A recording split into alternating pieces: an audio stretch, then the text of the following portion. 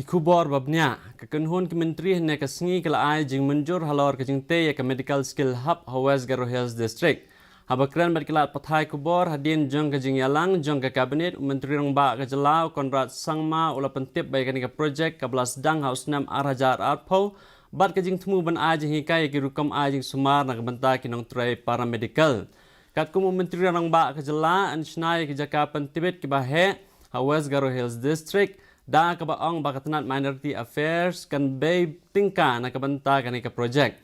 Ula pentip ru bala dep ban pelaj yak installment ka banengkong jong ka song tengka na kabanta kani ka project.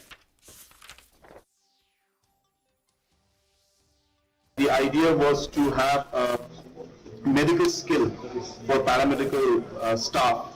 A large scale skill center would be set up in West Garo Hills district, and the reason West Garo Hills was selected was because the Minority Affairs, which is funding this particular Hunar Hub, only West Garo Hills was the eligible district to get funds under Minority Affairs.